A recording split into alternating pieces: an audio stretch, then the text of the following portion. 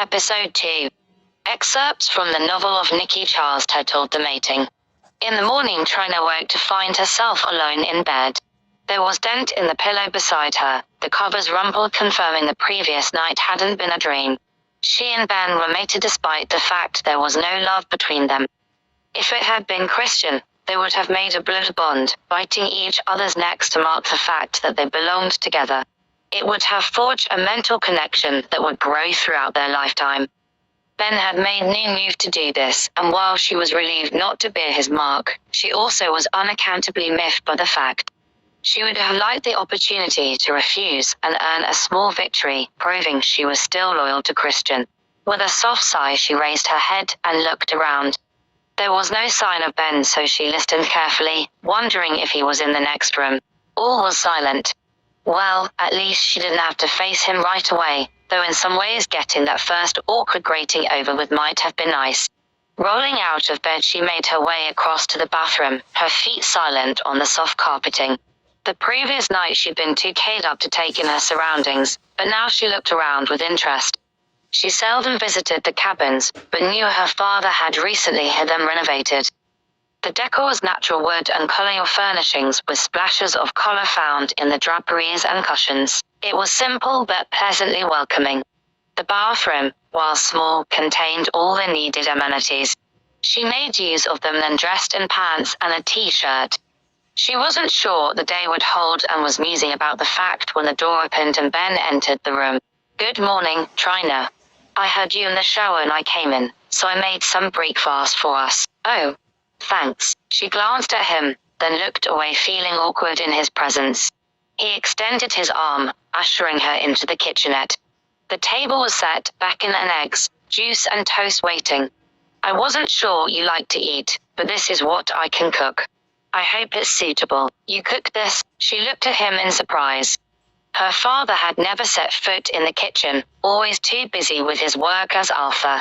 "I'm capable of fending for myself, you know." He chuckled at her expression and helped her into a chair. "And I can't have you undernourished. People might think I don't know how to take care of you." This final remark was accompanied by a kiss on her cheek and a casual caress. She froze at the unexpected gesture, but Ben sat down opposite her as if nothing had happened and began serving. 17 will need to take a few days to get used to each other, to become acquainted with various likes and dislikes. "Is there anything you aren't fond of eating?" He paused in the middle of scooping up some egg and looked at her inquiringly. Not really." "Good. I'll eat almost anything myself." "Do you like to read? Watch movies?" The meal progressed with Ben asking her questions and her supplying answers. When she didn't question him in return, he would fill in his own preferences. She had to admire him for the effort he was making. He was being friendly and polite, showing an interest in her. Apparently, he was committed to making their union work. After a while, she began to relax and found herself expanding on her answers. Ben smiled at her, obviously pleased that she was making an effort. "Our territories are joined to the east, and with our packs under an alliance, we technically have miles and miles of forest to roam in now," he explained, leaning back and sipping his coffee. "Personally, I love a good run over Rudge Terrain. How about you?" "When I first saw you, it was apparent that you'd just come in from exercising." "Yes, I've been out with a friend." The smile that had been on her face faded in memory. If only she'd known it was to be the last time she would ever be with Christian, she would have savored the time even more, storing every sight and sound and scent. "And this friend, would he be the young male who was looking daggers at me yesterday? Tall with sandy hair, and about 20 years of age." She hesitated but knew Ben could find out from anyone in her pack. Her friendship with Christian had been no secret. "Yes, that was Christian. He'd hoped to speak to my father about being my mate." She looked away, her eyes misting over. "And you?" Ben prodded softly. "How did you feel about that?" Staring at her hands, she whispered her answer.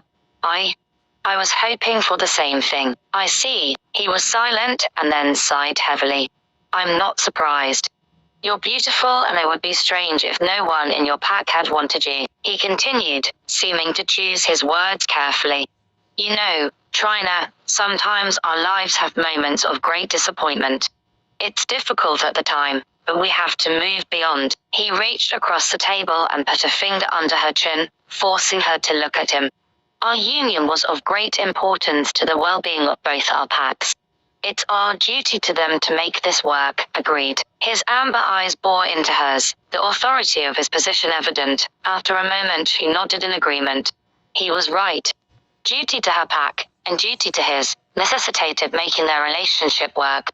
He stood and extended his hand to her. Hesitantly she reached out, placing hers in his. Warmth enveloped her hand and slowly worked its way up her arm.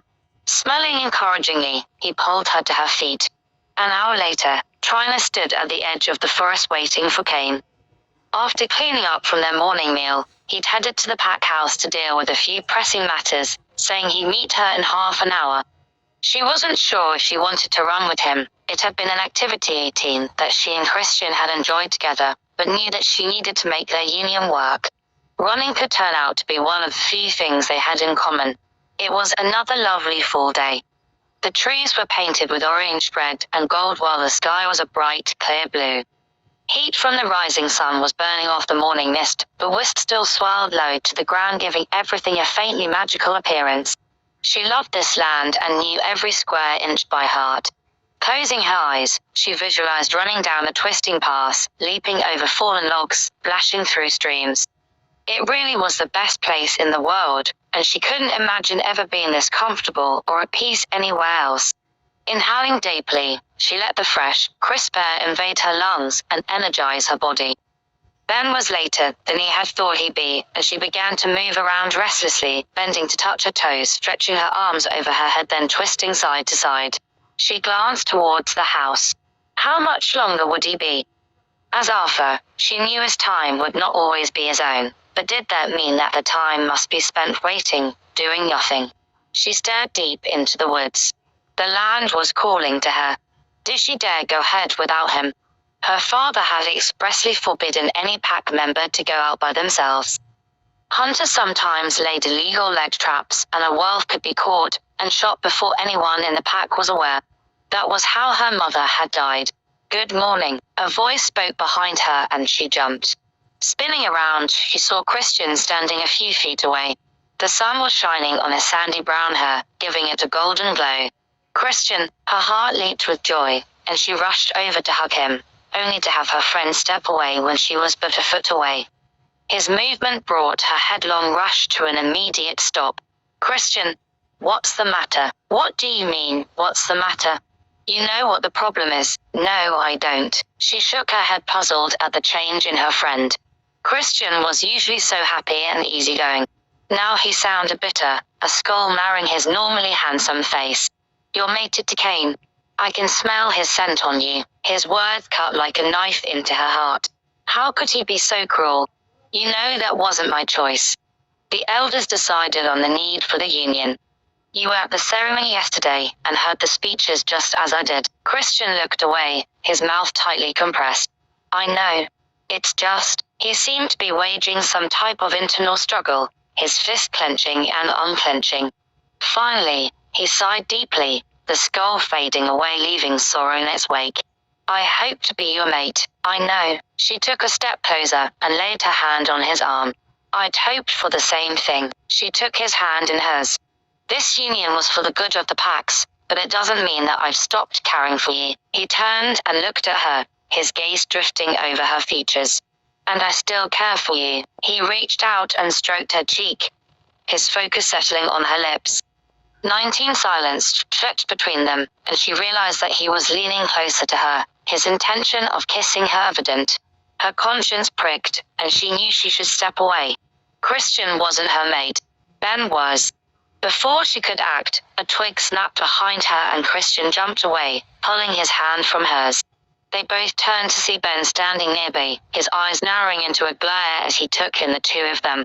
Trina, I'm glad you found a way to keep yourself occupied while I was finishing off pack business. There was an angry edge to his voice which made her skin prickle with anxiety.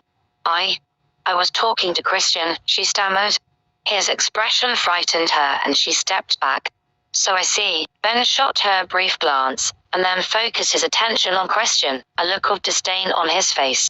This is the friend you spoke of this morning. Yes, this is Christian. We've been friends since we were young. Ben gave Christian an almost imperceptible nod. I'm glad you had someone to keep you company while you were waiting. However, it would do your friend well to remember that you are now my mate, and off limits to all others. Feeling her face burn at his innuendo, she tried to defend her actions. We were just talking. Nothing else. I don't appreciate other males standing quite so close when talking. Drop to my mate. The words rumbled from his throat, and Christian retreated, instinctively acknowledging Ben's dominance. Trina, I'd better go. I'll see you around. Regret laced his voice.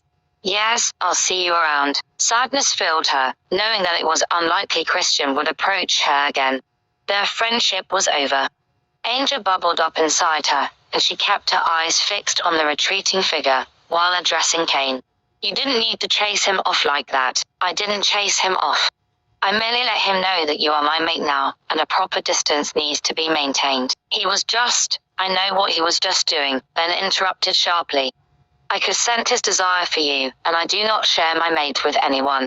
We are bonded and you are mine. No other male is allowed to sniff around you. Sniff around me. She turned to stare at him in outrage. Yes?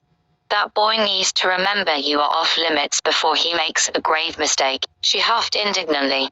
Kane, Trina, this conversation is over. His tone was firm, implacable.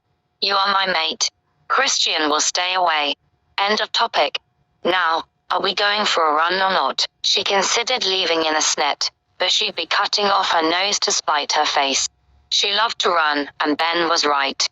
As much as she hated to admit it, she couldn't encourage a relationship with Christian anymore. It wasn't fair to him. With a brief nod to Kane, she shifted into her well-form and ran into the forest. 20 the leaves crunched beneath her feet, trees and shrubs a mere blur as she raced past. Leaping over logs, skirting around trunks, she ran for the sheer love of it. Her eyes constantly scanned the horizon as she quickly adjusted her path and pace to suit the terrain. At the same time, she was aware of Ben running behind her. He made no attempt to pass her, but she sensed he was holding back. His breathing was slow and steady, no hint of exertion coming from him. She quickened her pace, curious to see the limits of the world behind her. Within seconds, he had matched his pace to hers, the distance between them remaining constant. Again and again she tested him, running faster and faster, yet he never once fell behind or attempted to overtake her. He was toying with her. Vexed, she veered off the path heading for Roa Heron. Barreling over a crest, she headed down a slope, her claws digging into the soil. She sought to gain traction on the slippery, leaf-covered ground. At the bottom, a stream ended along, and she splashed across it, before charging up the bank. Her breathing was ragged now, but she wasn't about to give in. Intent on jumping over a pile of brush ahead of her, she put on a final burst of speed. Without warning, she found herself knocked to the ground and began to fight the assailant. Snapping and rolling, she kept trying to evade her attacker, but to no avail.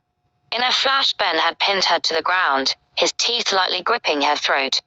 Instinctively, she froze and whimpered in submission. Ben held on for a second longer, then let go and sat back. As one, they faced into human form. Ben was breathing faster than normal, but he didn't appear spent. On the other hand, her own chest was heavy as she pulled oxygen in to nourish her starving lungs and protesting muscles. Why did you do that? She panted. There's a leg trap directly ahead of you. A few more yards, and you would have stepped in it. She turned and scanned the area ahead of her. Sure enough, barely visible in the carpet of leaves was a glint of steel. A shudder passed over her as she thought of her mother, shot to death with her leg caught in such a device. Just this morning, scouts reported more poachers had been seen in the area. We're near the edge of the property, so I was on the lookout. Rest here for a minute. I'm going to spring that one, and then see what else I can find. I'm coming with you. She stood, lifting her chin deftly when it appeared that he'd have her remain where she was. Fine, but stay behind me. Ben gave her a warning look before searching for a sturdy stick and carefully pressing it against the trigger of the trap. It was an older model, with sharp metal teeth designed to dig into the flesh of any creature unfortunate enough to step in it. She jumped as the trap sprang shut, snapping the stick in two. Swallowing hard, she thought of how painful it would have been to have her leg caught in such a device. For another half hour they scored the edge of the property, discovering 4 more traps before Ben was satisfied that none remained. "We'll report this to your father when we return, and he can send another set of scouts out to check." He had gathered the traps into a pile, and 21 marked the location so that they could be collected later. Traps were never sprung and then left behind. The hunters would just reset them. At least this way the humans would be out money and time since they'd have to purchase new ones. "Thank you." She touched Ben's arm as he stood up after hiding the traps under some brush. "For what?" "For stopping me. I could have snapped a bone if I stepped in one of those. I'm your alpha now. It's my job to watch out for everyone in the pack, but especially you. As my mate, you're the most important member to me." He stared at her intently and she flushed. "Yes, but I should have been more careful. I know these woods. I wasn't paying attention." "What were you thinking about instead?" She hesitated before answering. "You. Or to be more precise, I guess I was testing you to see if you keep up." A crook smile appeared on his face, and he reached out, cupping the back of her head and drawing her in for a quick kiss. "Rest assured, Trina, no matter what you dish out, I will keep up with you." Somehow, she knew he was speaking the truth. They shifted back into well form, and this time she followed as Ben led the way to the edge of the woods. When they arrived at the cabin, she headed for the bathroom while he went to the house to tell her father about the traps. The run had left her hot and sweaty, and she couldn't wait to be clean. Leaving her clothes on the bedroom floor, she padded into the bathroom and turned on the water, adjusting the flow and temperature. As the water cascaded down on her, she pondered the morning's events. Ben had been polite to her, even kind. He'd saved her from severe injury in a leg trap, and while he'd been bossy, telling her to follow behind, she couldn't really fault him. As alpha, he needed a take-charge attitude. His reaction to Christian had been interesting as well. While he hadn't been outwardly aggressive, he hadn't been encouraging her relationship with the other male either. Was Ben just being instinctively territorial? She was his mate and no one else was allowed near her. Most likely that was the answer. It was too much to expect that he had any feelings toward her beyond a sense of responsibility and ownership. Would it always be this way, Ben showing polite interest in her but spending most of his time working? Would he ever come to care for her, or was she destined for a lukewarm relationship for the rest of her life? If she'd been mated to Christian, it would have been so different. A wave of sadness washed over her and she turned off the water and wrapped herself in a terracloth robe. Returning to the bedroom, she flopped down on the bed and curled up into a ball, sniffling as she contemplated her future.